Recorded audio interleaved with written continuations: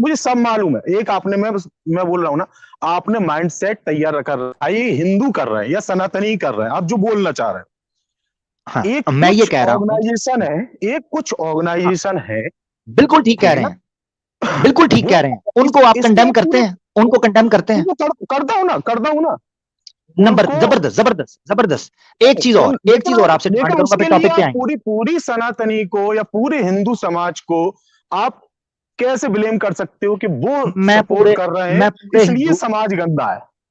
मैं पूरे हिंदू समाज की बात नहीं करता। इसीलिए एक टर्म डिवाइस हुई है जिसको हम टुन्नी या अंधभक्त कहते हैं। टुन्नी हाँ, अंधभक्त में प्रभा जैसे लोग नहीं आते। प्रभा को मैं सनातनी मानता हूं, हिंदू मानता हूं, मैं उसको टुन्नी नहीं मानता। उसकी वजह यह है कि हाँ, प्रभा अभी होश में है, प्रभा अभी जिंदा है, प्रभा अभी जागरा है। अभी तक इसकी बुद्धि गई नहीं है। तो मैं तो आपको टुन्नी नहीं कहूंगा। टुन्नी एक ऐसा शब्द है जो ऐसे शख्स के लिए बोला जाता है जिसकी बुद्धि और तर्क करने की सलाहियत है वो खत्म हो चुकी है, नाश हो चुका है। अब सुने मेरी बात, आपसे मैं अगली बात करता हूं। क्या आप इन एक्स मुस्लिम्स को सपोर्ट करते हैं?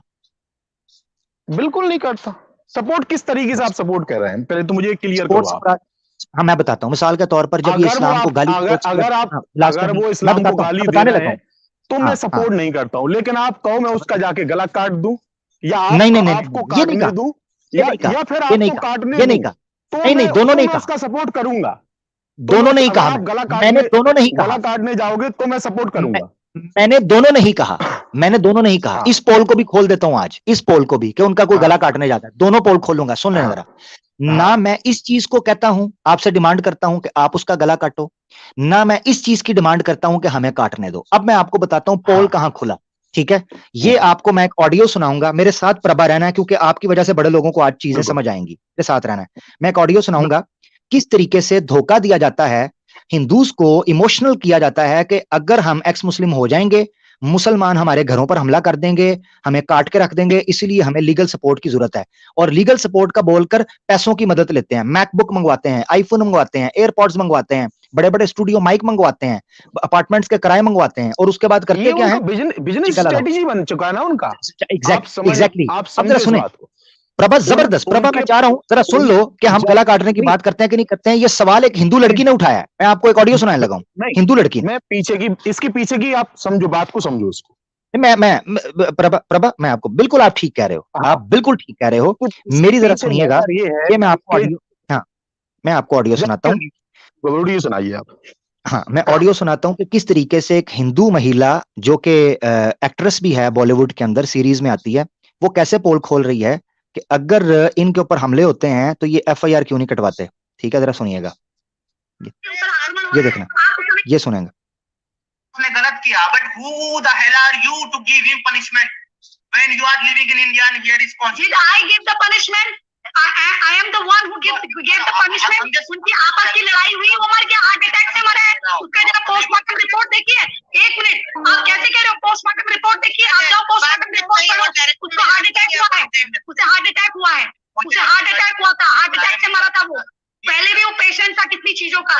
खाली हिंदुओं पे आरोप लगाना और कवर अप कर देना कोर्टिंग में, ये सही बात नहीं है। सही, आप कोर्ट चीजों को एक्चुअलिस्ट कहाँ है? ये जो जिहाद वगैरह है, ये कौन करता है? जिहाद सारे मुसलमान करते हैं। आप बोले मुसलमानों के बारे में क्या? माइक म्यूट करें, माइक म्यूट करें प्रभा भाई, माइक म्यूट करें। शोर आ रहा है आपकी तरफ से, ट्रेन का शोर आ रहा है। हाँ, जरा रुकिए, ये जरा सुनिएगा कि आगे वो महिला, ये हिंदू है और ये कह रही है कि हिंदुओं को उल्लू बनाना, हिंदुओं को चूना लगाना बंद करो। और ये बात किससे कर रही है? एक्स मुस्लिम समीर से, जो कि अभी हिंदू बन गया हुआ है और कैसे लोगों को फुद्दू लगा रहा है, उसके ऊपर वो बात कर रही है। जरा सुनिएगा आगे वो क्या कहती है, कि ये झूठी बात करते हैं, हिंदुओं को कहते हैं हुए हुए हुए, मैंने किसी मौलवी को देखा मेरे घर के बाहर, उसने छुरी पकड़ी हुई थी, हाँ जी, मुझे बचा लो, मुझे पैसों की सपोर्ट चाहिए। झूठ बोलते हैं उनके साथ। वो अभी पोल खोलेगी, जरा देखिएगा। जिहाद सारे मुसलमान करते हैं। आप बोले नहीं मुसलमानों के बारे में, क्योंकि आप लोगों का हिडन एजेंडा है, मैं सब जानती हूँ। आप ये सब हिडन, आपको जब लोग फतवा देने आए तो आपने अपना कैमरा ऑन करके क्यों नहीं दिखाया कि आपको फतवा? गौर से दोबारा सुनिएगा। आप पर जब लोग फतवा देने आए, ये कहते हैं ना हमारे गला काटने की इजाजत मांगते हैं, जैसे प्रभा भाई ने भी कहा, ये बहुत बड़ी मिसअंडरस्टैंडिंग है जो हिंदुओं को इन्होंने स्पून कर दी, फीड किया हुआ है कि जी अगर आपने हमें ना बचाया तो ये हिंदुओं हमें बचा लो, नहीं तो मुसलमान हमारा गला काट देंगे। ठीक है, ये देखिएगा जरा, वो खुद इस पोल को खोल दिया। प्रभा भाई माइक म्यूट रखिएगा, आपकी तरफ से शोर आता है। जरा सुने आगे जुमला, बहुत इंपॉर्टेंट है। जिहाद सारे मुसलमान करते हैं। आप बोले नहीं मुसलमानों के बारे में, क्योंकि आप लोगों का हिडन एजेंडा है, मैं सब जानती हूँ।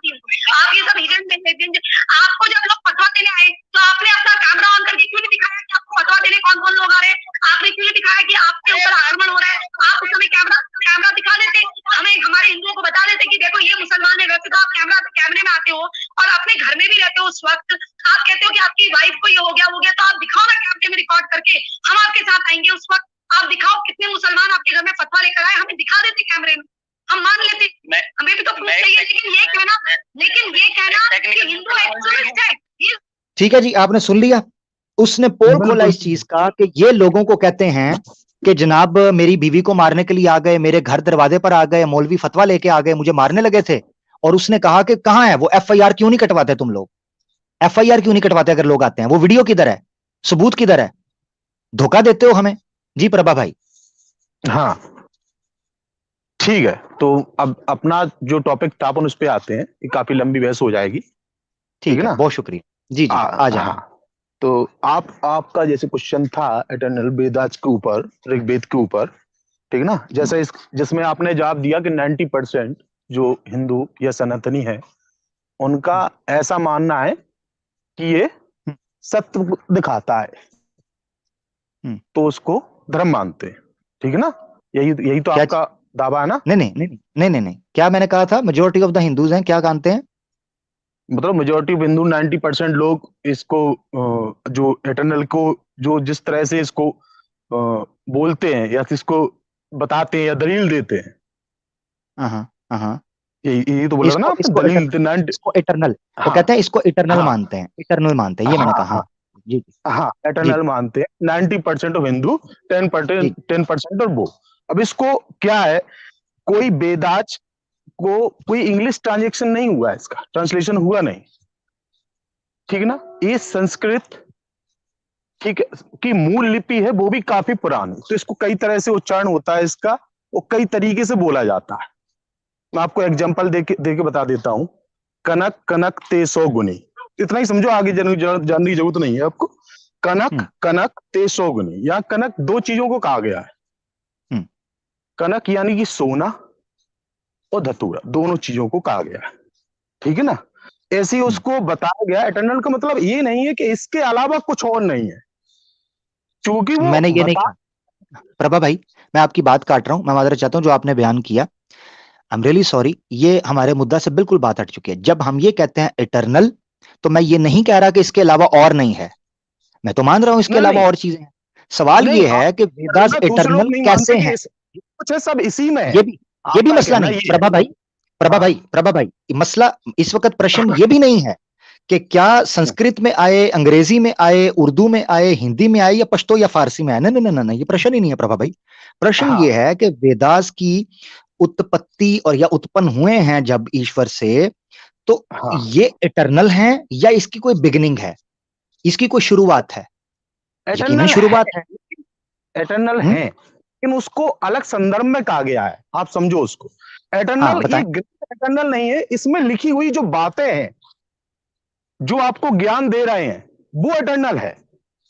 जबरदस्त, यानी ज्ञान जो है इसके अंदर वो इटर्नल है, ऐसा ही है।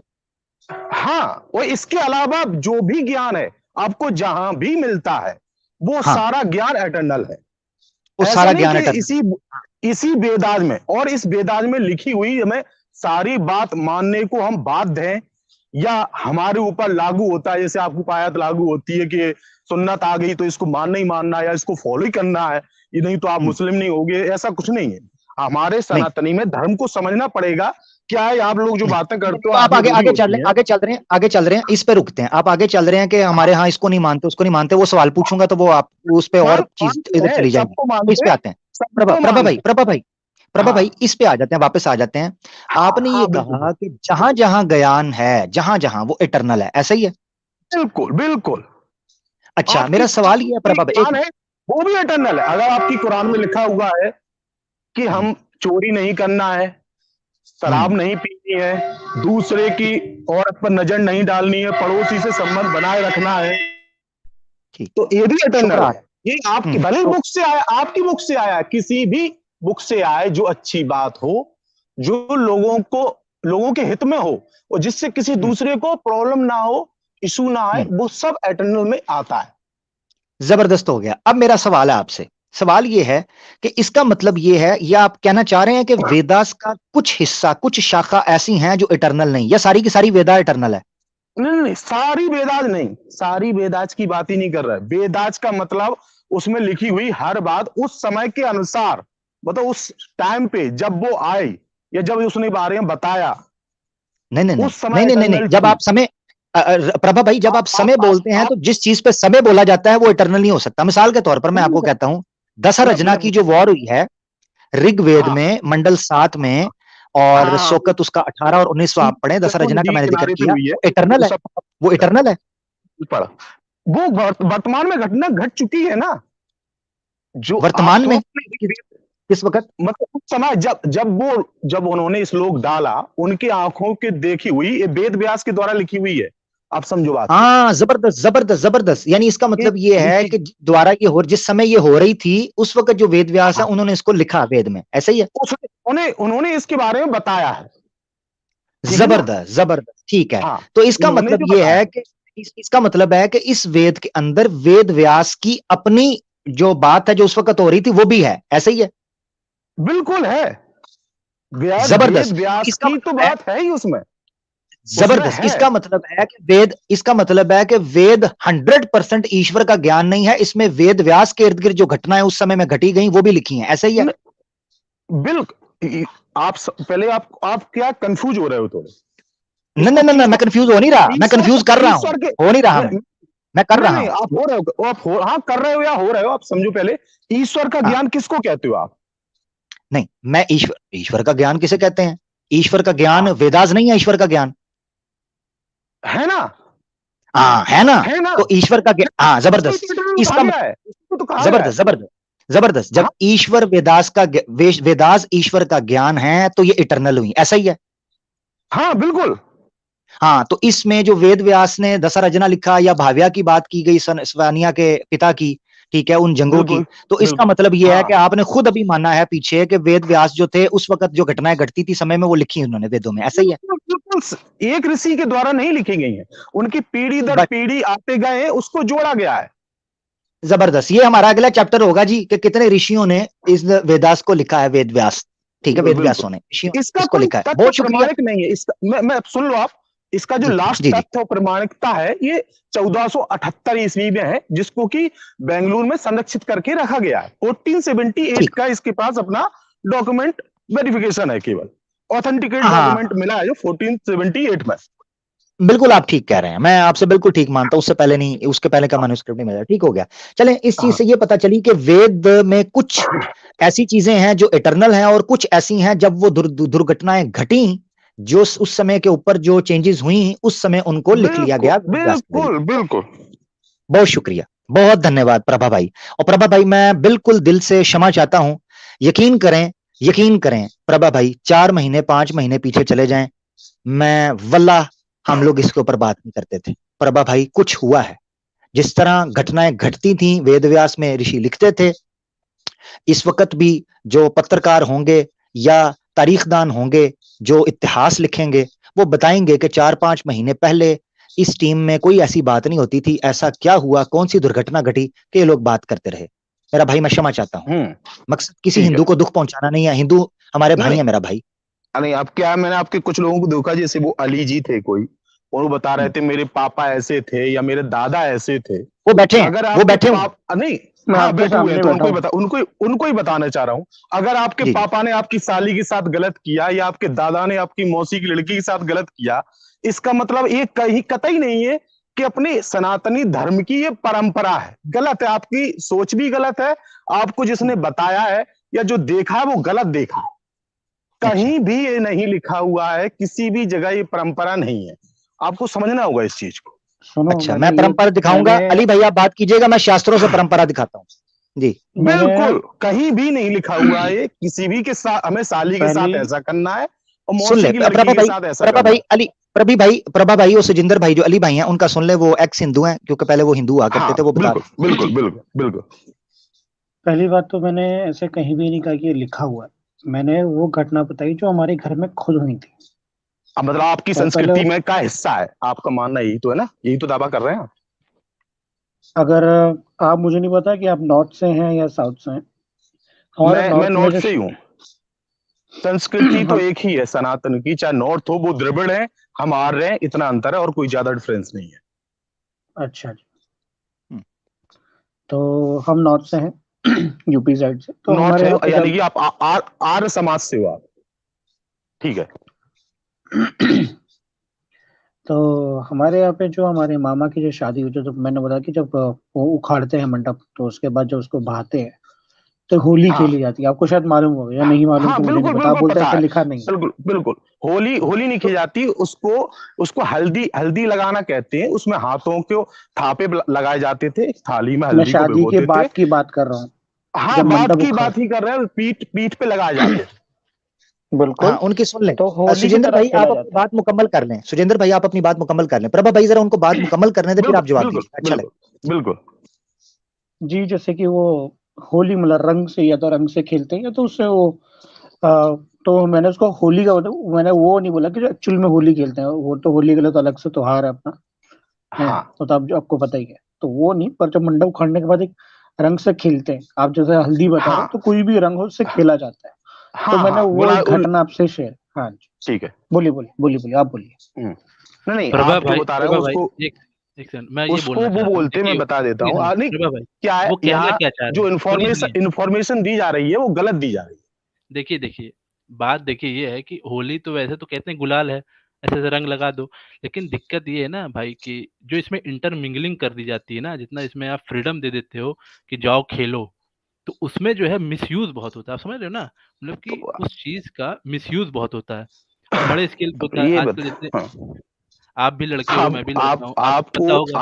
आप आपको अगर चोरी की आदत है, आपके नहीं आगे नहीं, आप कोई बैंक का एटीएम खुला पड़ा हुआ है, आप जाके चोरी कर लो, तो इसको आप ये नहीं समझे नहीं। कहोगे कि अच्छा बैंक का चले मिसयूज है, आप उसने बैंक सुन खुला नहीं नहीं, छोड़ दिया। आमिर भाई एक मिनट। जी मैं ये कह रहा हूँ कि अगर आप इस तरह से इंटरमिंगलिंग कराओगे जेंडरों के बीच में और खुली छूट दे दोगे कि आप रंग लगा सकते हो, तो जवान लौंडा क्या करेगा? वो जाके प्यार से लगाएगा नहीं, वो वही करेंगे भाई। और लड़का छोड़ो, आज के टाइम में तो मैं भी कहता हूँ लड़कियां भी वैसे ही करेंगी।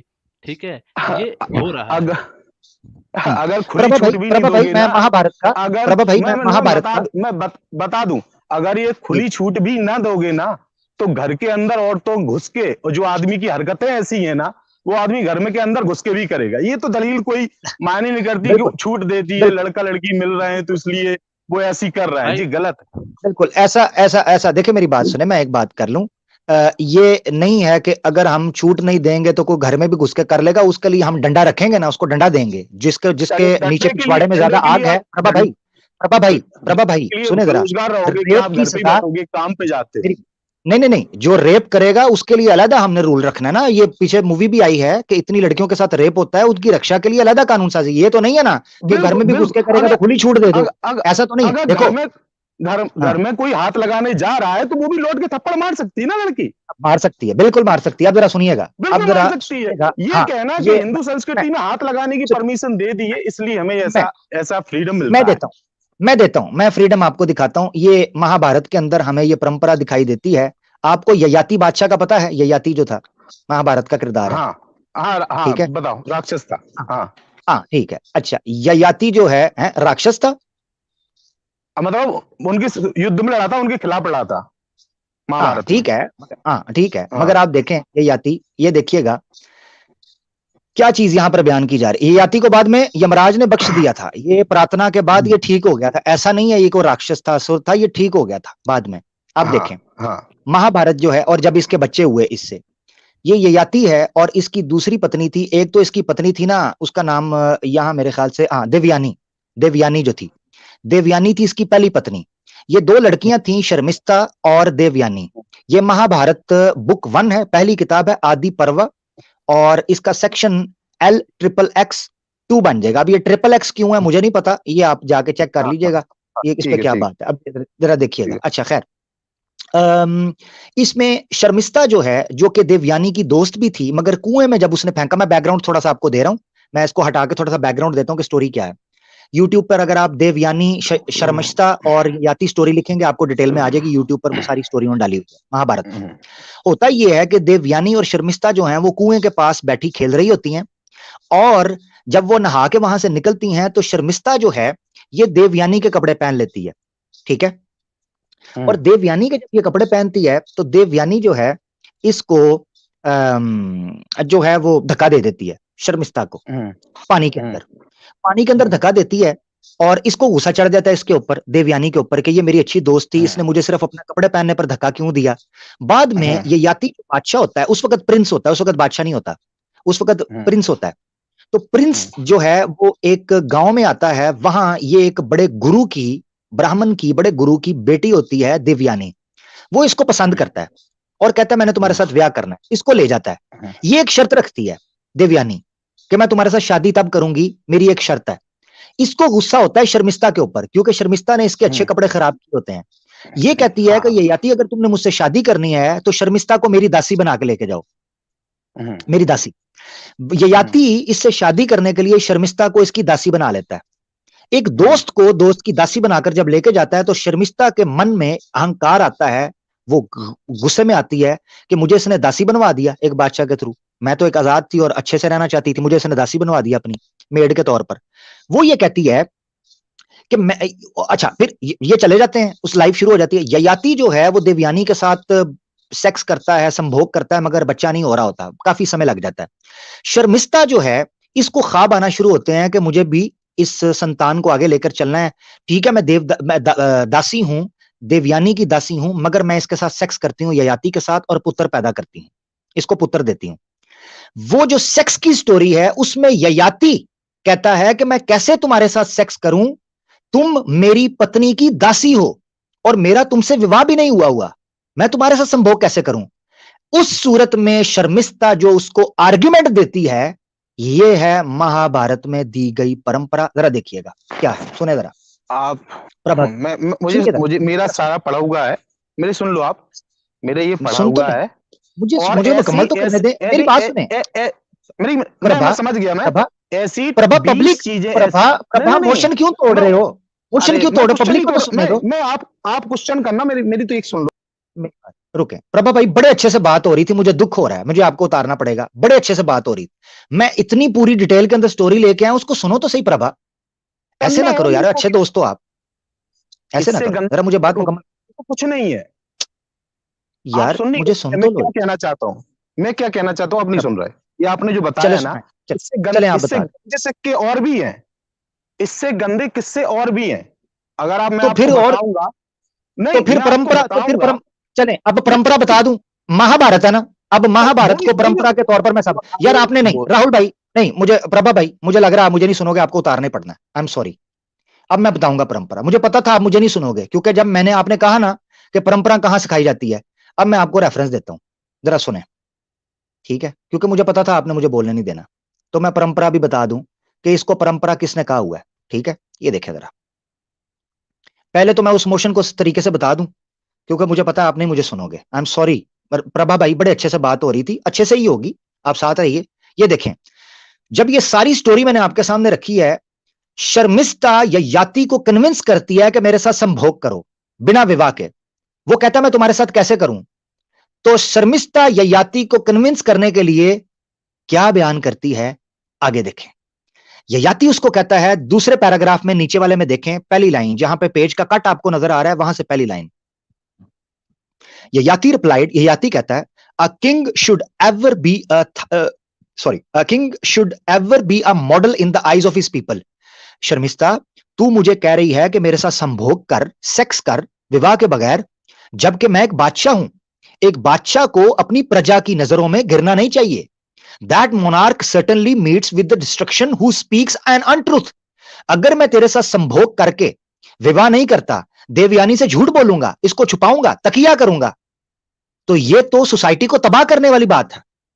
देखें, that monarch certainly meets with destruction. वो डायनेस्टी तबाह हो जाती है जो सच नहीं बोलती, झूठ बोलती है। As for myself, I dare not speak an untruth. Even the greatest law threatens me. अपनी बात जहां तक मेरी है, मैं कभी झूठ नहीं बोलूंगा, चाहे बड़े से बड़ा मुझे भय आ जाए, बड़े से बड़ा दुख मुझे मिले, बड़े से बड़ा मुझे नुकसान पहुंचे। शर्मिष्ठा आगे से क्या कहती है, तवज्जो कीजिएगा, तवज्जो तवज्जो। परंपरा, परंपरा, पररंपम, परंपरा, ये सुने जरा। शर्मिष्ठा कहती है, ओ मोनार्क, सेकंड लास्ट लाइन, ओ monarch, one may look upon her friend's husband as her own.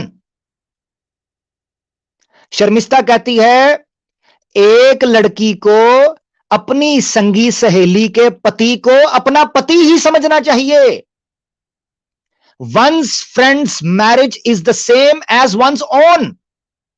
एक महिला की किसी मर्द से शादी हो जाए वो ऐसे ही है जैसे उसने उसकी सहेली से कर ली. आगे क्या कहते हैं? Thou hast been chosen by my friend as her husband. Devyani ने तुम्हें पति के तौर पर स्वीकार किया. Thou art as much my husband. तो देवयानी की सहेली होने के तौर पर उस प्रकार तुम मेरे भी पति सम्मान हुए, मेरे पति की तरह हुए. क्यों कह रही है? ऊपर जाके देख लें. वो कह रही थी मेरी दबा के मेरे साथ संभोग करो. अगर आप इस प्रश्न का उत्तर देंगे तो शर्मिष्ठा कह रही थी ययाति साहब मैं आपको 2-2 पुत्र दूंगी, स्वस्थ और तंदुरुस्त और चुस्त और सुस्त भी थोड़े से मैं पुत्र दूंगी. अब आ जाते हैं कि क्या महाभारत परंपरा देती है नहीं देती है? ये देख लें संसार की संस्कार देती है कि नहीं. ये स्वामी दयानंद महर्षि सत्यार्थ प्रकाश के ये क्या कहते हैं पेज 50 के ऊपर पीडीएफ की ओरिजिनल किताब में ये देखें ऊपर 3 किताबें लिखी हैं. पॉइंट नंबर 5 के ऊपर मनुस्मृति, वाल्मीकि रामायण, विद्रु नीति and other selections in is like this from the Mahabharat. Mahabharat को क्या करती हैं ये? The study of these books tends to eradicate evil habits. ये किताबें आपके पाप को दूर करती हैं and bring culture, संस्कृति लेकर आती हैं, परंपरा लेकर आती हैं, संस्कार लेकर आती हैं, सोशल वैल्यूज लेकर आती हैं. ये किताबों के बारे में महर्षि कह रहे हैं. तो महाभारत के अंदर अगर लिखा है कि सहेली के पति को अपना ही समझो और दे धनाधन करते चले जाओ तो भाई ये तो परंपरा महाभारत के अंदर दिखाई गई है. इसमें फिर दूसरे का गुण पाप क्या है? नंबर 1. नंबर 2 मुझे ये बताएं ये जो नियोग है, नियोग का दरवाजा खोला गया. निर्कत अध्याय पढ़ें आप, उसमें देवर की जो डेफिनेशन की गई है दूसरे वर्ग की गई है, दूसरा खामंद. यह कहा गया है कि अगर एक मर्द से अपनी पत्नी से वो संतान प्राप्त ना कर सके और संभोग के बावजूद उसको औलाद पुत्र या पुरुष या कन्या कोई भी बेटा, वैसे तो पुत्र कहा गया पुरुष कहा गया है 10 पुत्र ऋग्वेद के अंदर, मगर अगर उससे संतान प्राप्त ना हो सके तो उसके देवर यानी दूसरा वर उस पर चढ़ाई करे और दे धनाधन सुबह शाम मेहनत कर कष्ट करके उसको संतान प्राप्त करके दे और वो संतान उसी भाई के नाम पर लिखी जाएगी कि बड़े भैया, यानी बिल फाड़े खाना खाएं छोटे भैया और बिल फटे बड़े भैया के नाम पर. यह परंपरा है नियोग की. आप कहते हैं कहां परंपरा है? आमिर भाई देवर नहीं, कोई पढ़ा लिखा ज्ञानी ब्राह्मण भी ये काम कर सकता है. जैसे रामायण में रावण पढ़ा लिखा था ना, तो उन्होंने नियोग किया था सीता जी के साथ, क्योंकि राम जो इम्पोर्टेंट थे.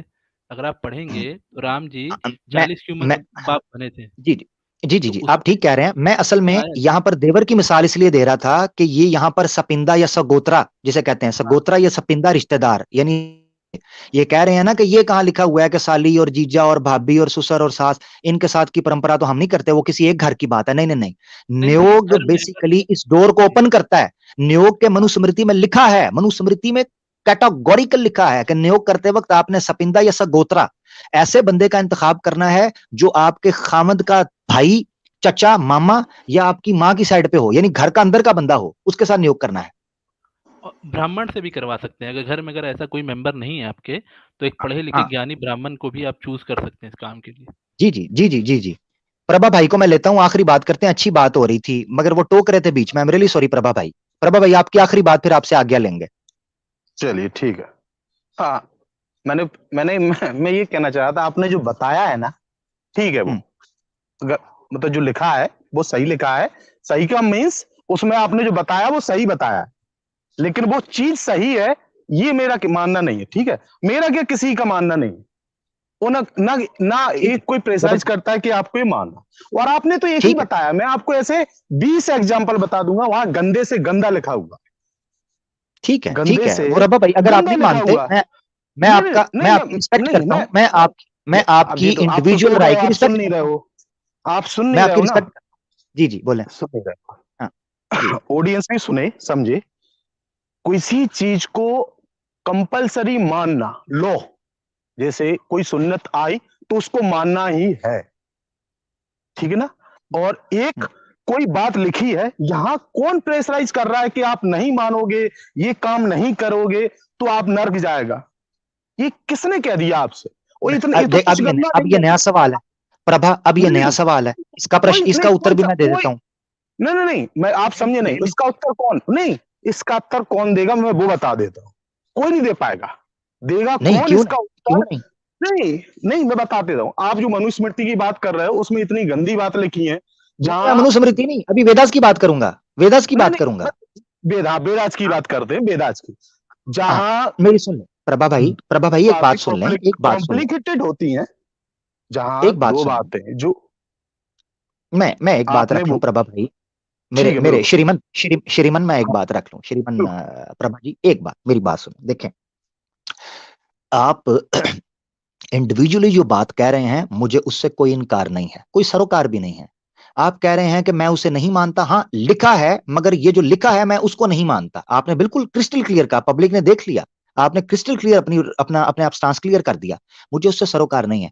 मगर जहां आप ये कहते हैं कि हमारे यहाँ ये उसूल नहीं है कि जो शास्त्रों को नहीं मानता उसको नरक में डाल देंगे, फलाना कर देंगे, नहीं मेरा भाई, यहां आप गलत हैं। मैं आपको रेफरेंस दिखा देता हूं, इसलिए मैंने कहा ये एक अलग प्रश्न है। मैं आपको भी दिखा देता हूं, आपके पुराणास के अंदर से और वेदास के अंदर से भी एक रेफरेंस मैं आपको दूंगा, जिसको ना मानने की वजह से आप ये बात कर रहे हैं। जरा देखिएगा, मैं आपको दो रेफरेंसेस दे देता हूं, ठीक है जी। ये देखें जरा, जो वेदास को नहीं मानता, एक रेफरेंस मैं आपको ये दे देता हूं, ठीक है। ये एक ये दे दूंगा मैं आपको, और मेरे ख्याल से इसी के आखिर में शायद उन्होंने लिखा हुआ था, नहीं यहाँ लिख, ये दूसरा रेफरेंस है, मैं आपको दिखा देता हूँ कि मनुस्मृति के वो लोग क्या कहते हैं, अगर आप नहीं मानते इस चीज को तो आपके साथ क्या किया जाएगा, जरा ये देख लें, ठीक है। ये मैं बात नहीं करूंगा स्वामी, मैं अपनी बात, मेरी अपनी जुबान से कोई बात नहीं होगी, जो भी बात करूंगा मैं शास्त्रों से करूंगा या स्वामियों से करूंगा, ठीक है। ये आपके सामने स्कंद पुराणा में पेश कर रहा हूं, ये देखें स्कंद पुराणा है, इसका वॉल्यूम 15 है और सेक्शन 3 है, चैप्टर 227 है, और 1 से लेकर 10 तक ये पूरा चैप्टर है। 227 चैप्टर 1 से लेकर 10 तक। इसकी लास्ट में जो आपने देखनी है, 10वीं वाली लास्ट में जो मिड में है, ठीक है, आपको लास्ट में लाइन नजर आ रही है, इसको मैंने किया है। वो कहते हैं person who have no faith, those who are atheist fall into the terrible naraka, so said परमेश्वरा। जो शास्त्रों को फेथ नहीं रखता, उनके अंदर नहीं मानता, नास्तिक बन जाता है, परमेश्वरा कहता है कि उसको नरक के अंदर फेंका जाएगा। अब ये आप स्वामी दयानंद सरस्वती की बात ले लें कि किस तरह हम शास्त्रों को नहीं मानते, मैं उस पर अभी बात करूंगा, जो असल मसला है मैं उस पर बात करूंगा। ये देखें, स्वामी दयानंद सरस्वती साहब सत्यार्थ प्रकाश में, ये जो बुक है उसका पेज 38 बन जाएगा, आप पीडीएफ डाउनलोड कर सकते हैं, इंग्लिश के अंदर ये बुक है, ठीक है। उसके अंदर वो लिखते हैं, नीचे लास्ट लाइन के अंदर वो लिखते हैं, मनुस्मृति का चैप्टर 2 वर्स 11 कोट करते हुए, और ये कौन है, महर्षि स्वामी दयानंद सरस्वती साहब, जो आर्य समाज के बानी हैं 1875 में, ठीक है, बानी, फाउंडर आर्य समाज के, वेदास को टॉप प्रायोरिटी देनी है। ये क्या कहते हैं, he is an atheist and a slanderer of the Vedas. जो वेदास की शिक्षा को, उसकी टीचिंग्स को नहीं मानता, नास्तिक बनता है। हु डिस्पैरेजेस देयर टीचिंग्स, और उनके जो अहकामात हैं, उनके जो ऑर्डर्स हैं, इंस्ट्रक्शंस हैं, उनको नहीं मानता, उनके उड़ा देता है। As well as the writings of the two teachings in the conformity with the Vedas, और जो जो शास्त्र की बातें वेदास से मेल खाती हैं उनको भी नहीं मानता। He should be excluded from good society, उसको संसार से, समाज से निकाल देना चाहिए, साइड पे कर देना चाहिए। Even expelled out of the country, even देश से भी उसको निकाल देना चाहिए। बात अब मैं रखने लगा हूं एक बात, हिंदूज के साथ मसला ये हुआ है प्रभा भाई, कि समय के गुजरते वो लोग सेकुलर, लिबरल और नास्तिकता, ठीक है, चार्वाका सोच की तरफ चले गए, सदगुरु की सोच की तरफ चले गए, ऐसी सोच की तरफ चले गए जो नास्तिकता की बात करती है। स्वामी दयानंद सरस्वती ने सत्यार्थ प्रकाश के 7वें और 8वें समलास अगर आप पढ़ेंगे, उसमें उन्होंने लिखा है कि किस तरीके से बुद्ध मत की और जैन मत की नास्तिक फिलॉसफी, वो फिलॉसफी जो नास्तिकता की बात करती थी, वो सनातन धर्म के अंदर आ गई, इंपोर्ट की गई, उन्होंने फ्लड किया इसको, और उससे कई सनातनी अपनी किताबों का विरोध करने लगे, उसकी निंदा करने लगे, उसका इनकार करने लगे, रिजेक्ट करने लगे। करते करते आज यहां पर हम पहुंच गए हैं कि एक सनातन उठ के कहता है हम वेदास को ना माने तब भी हम नरक में नहीं जाएंगे, हम शास्त्रों को ना माने तब भी नहीं जाएंगे, हम सनातन धर्म को गलत कह लें तब भी नहीं हम जाएंगे। यार कमाल है, ये किस किस्म की ईश्वर का ज्ञान था कि जिसका विरोध और जिसकी निंदा तुम करते हो और उसके बाद भी तुम नरक में नहीं जाओगे। ये कैसी बात हो सकती है? ये ब्लंडर हुआ है बहुत बड़ा। और जो आज सुधार आप देख रहे हैं कि हिंदू समाज कहता है हमें सुधार आ चुका हुआ है, वो सेकुलर बेसिस के ऊपर है। अगर आपने धर्म को छोड़ा है, धर्म को रिफॉर्म, किताबें तो वही मौजूद हैं, आप सिर्फ अपने धर्म को मान नहीं रहे, अपने धर्म से दूर हो चुके हुए हो, क्योंकि उसके अंदर इस तरह की मिलावटें हो चुकी हैं कि आप उनको डिफेंड नहीं कर सकते। प्रभा भैया, मैं आगे बढ़ना चाहता हूं, काफी ज्यादा बात होगी, आप अपनी बात करके कंक्लूड कर दें ताकि मैं फिर अगले कॉलर को ले लूं। बिल्कुल सर, मैं दो बातें कहना चाहूंगा, ज्यादा लंबी बात नहीं जी।